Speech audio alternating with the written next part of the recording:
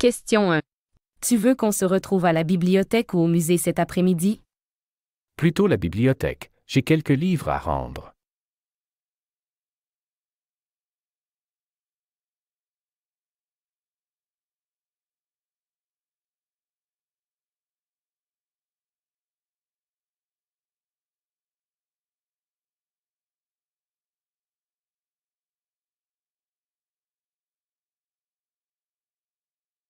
Question 2. Où est mon portefeuille? Je suis sûr qu'il était posé juste à côté de mes clés. Ah, le voilà. Il est tombé sous la table.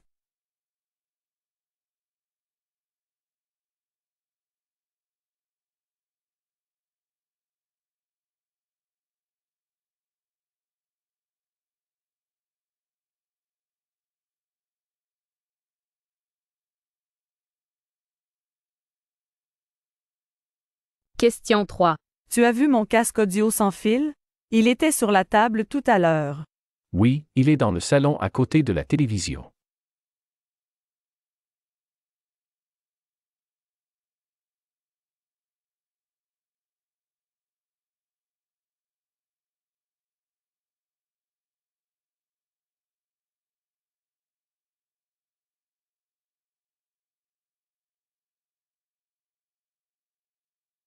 Question 4.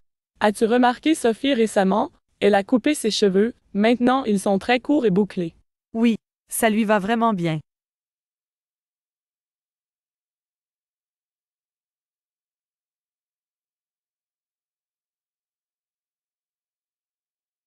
Vous allez entendre des annonces diffusées dans un lieu public. Pour chaque annonce, répondez à la question.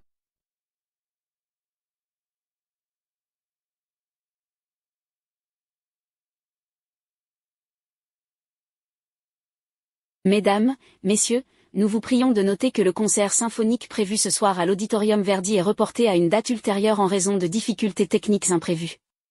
Nous vous invitons à conserver vos billets qui resteront valables pour la nouvelle représentation. Nous vous remercions pour votre compréhension et vous prions d'accepter nos excuses pour ce désagrément.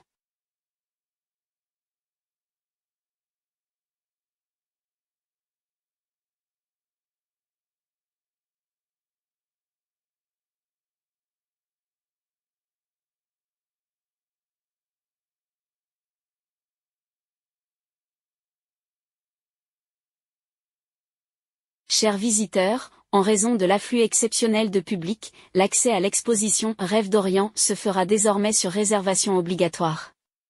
Nous vous encourageons à réserver vos créneaux via notre site internet ou directement à l'accueil du musée afin de garantir votre entrée. Nous vous remercions de votre compréhension.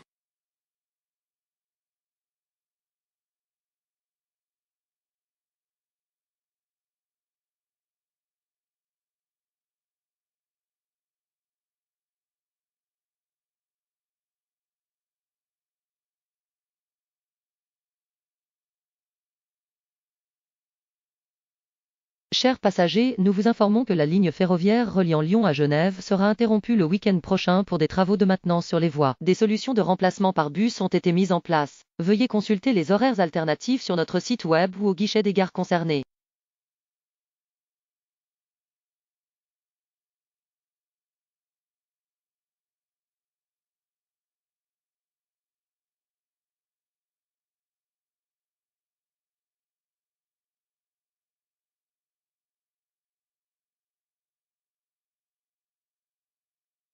Chers participants, nous vous rappelons que l'inscription à l'atelier de photographie du samedi prochain doit impérativement être confirmée avant mercredi. L'atelier sera animé par un professionnel renommé et se déroulera dans la salle Lumière. Les places étant limitées, nous vous encourageons à finaliser votre réservation rapidement.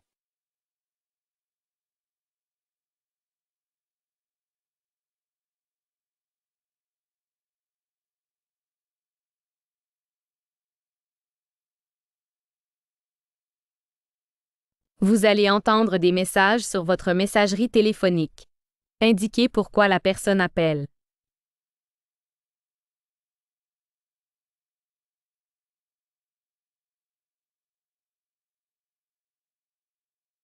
Question 1. Bonjour Sophie, c'est Julien. Je voulais te rappeler que demain c'est l'anniversaire de Paul. Je pensais passer lui acheter un cadeau après le travail, mais je ne sais pas trop quoi lui prendre. Tu as des idées? Si tu veux venir avec moi, fais-moi signe. À bientôt.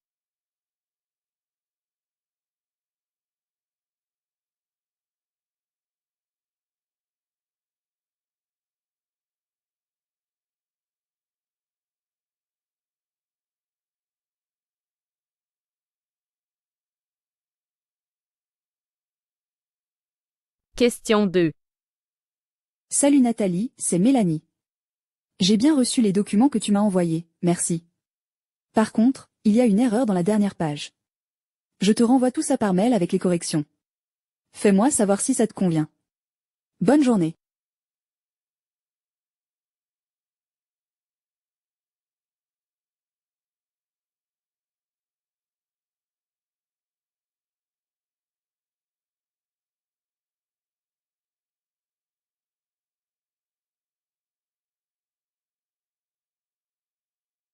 Question 3. Bonjour Monsieur Dupont, ici Stéphane de la compagnie de livraison. Je voulais vous prévenir que votre colis est bien arrivé, mais il semble y avoir un souci avec l'adresse de livraison. Pouvez-vous nous rappeler pour confirmer l'adresse correcte? Merci et bonne journée.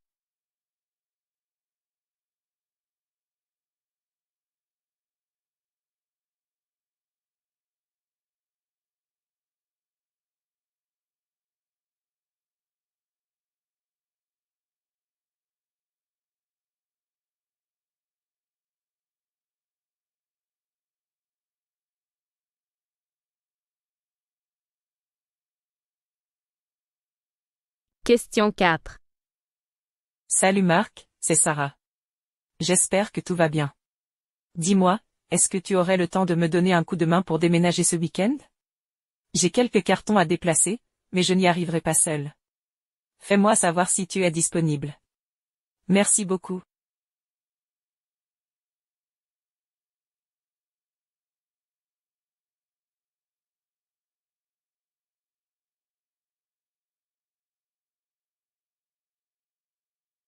Question 5.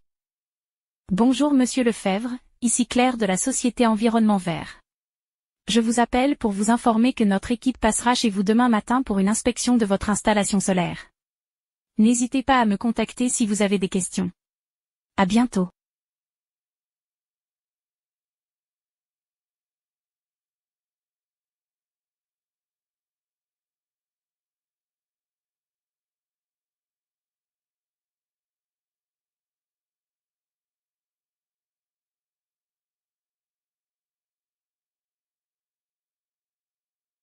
Question 6. Salut Emma, c'est Lucie. Je voulais juste te prévenir que j'ai finalement trouvé la recette du gâteau au chocolat que tu cherchais. Je te l'envoie par mail dès que je rentre chez moi. Vous allez entendre 3 personnes répondre à la question suivante. Les impôts sur la fortune sont-ils nécessaires pour une société plus juste? Indiquez si la personne interrogée A. Estime que les impôts sur la fortune sont essentiels pour réduire les inégalités. B. Pense que les impôts sur la fortune découragent l'investissement et l'innovation. C. Considère que les impôts sur la fortune doivent être modérés pour éviter l'évasion fiscale. D. Ne pense pas que les impôts sur la fortune soient nécessaires pour une société juste.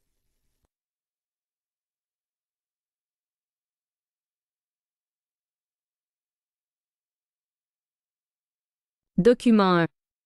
Je suis convaincu que les impôts sur la fortune sont un outil indispensable pour réduire les écarts de richesse. Dans une société juste, les plus fortunés doivent contribuer davantage pour financer les services publics et aider les plus démunis. C'est une question d'équité.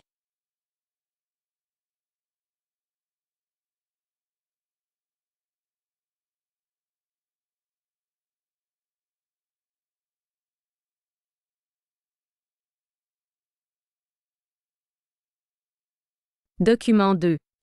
Ce genre de taxe a un effet pervers.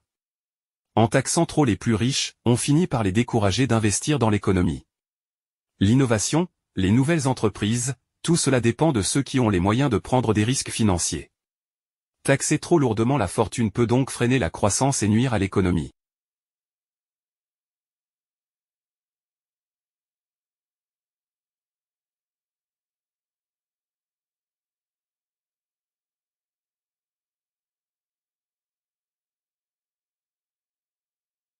Document 3. Il est nécessaire de taxer les grandes fortunes, mais il faut trouver un juste milieu. Trop d'impôts peuvent pousser certains à chercher des moyens d'éviter de payer, voire à déplacer leurs actifs à l'étranger. Un impôt modéré sur la fortune permettrait de contribuer à la redistribution sans pour autant encourager l'évasion fiscale.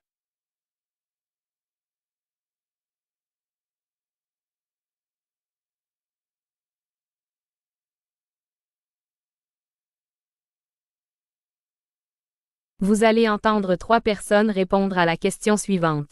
Le revenu universel est-il une solution aux inégalités sociales? Indiquez si la personne interrogée A. pense que le revenu universel permettrait de réduire les inégalités. B. estime que le revenu universel est inefficace pour résoudre les inégalités. C. considère que le revenu universel est une bonne idée, mais insuffisante. D. ne croit pas en la viabilité du revenu universel.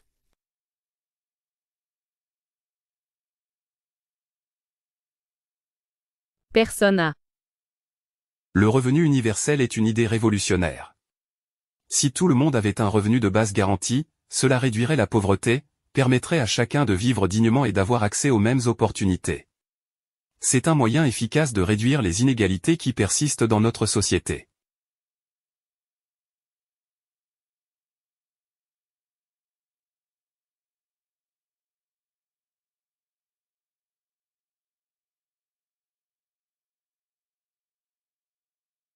Personne B. À mon avis, le revenu universel n'est pas la solution miracle. Certes, il peut apporter une aide ponctuelle, mais les inégalités sociales sont bien plus profondes. Il faut agir sur des facteurs comme l'éducation, l'accès à la santé ou encore la fiscalité pour vraiment changer les choses. Un revenu universel, seul, ne suffira pas.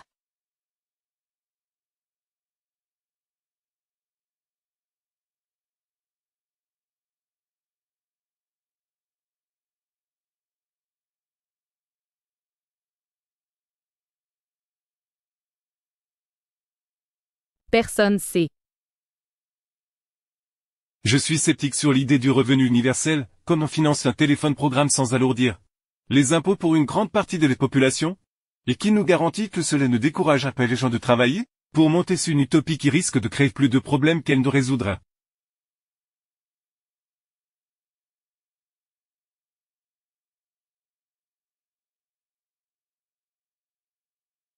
Vous allez entendre des émissions de radio. Pour chaque émission, répondez à la question.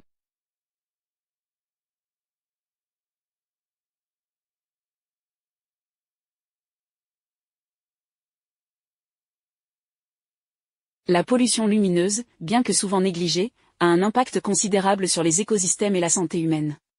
En altérant le cycle naturel du jour et de la nuit, elle perturbe les rythmes biologiques de nombreuses espèces animales, notamment celles qui dépendent de l'obscurité pour se nourrir ou se reproduire. Par ailleurs, des études montrent que l'exposition prolongée à une lumière artificielle excessive, surtout dans les environnements urbains, peut affecter le sommeil des humains, entraînant à long terme des problèmes de santé tels que des troubles cardiovasculaires ou métaboliques.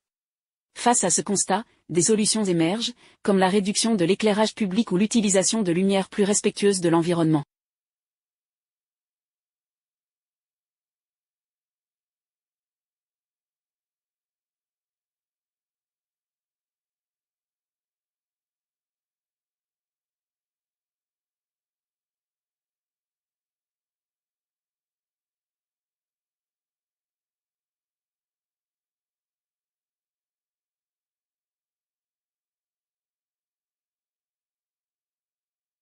Les véhicules autonomes sont présentés comme une révolution dans le domaine des transports.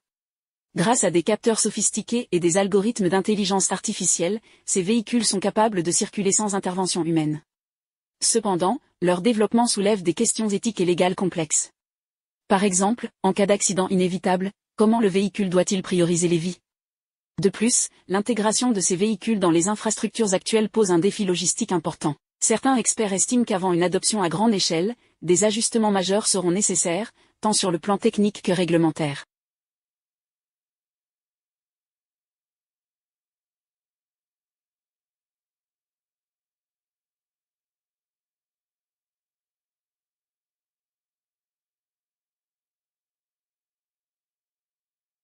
Vous allez entendre un long reportage radio. Répondez aux 2 questions.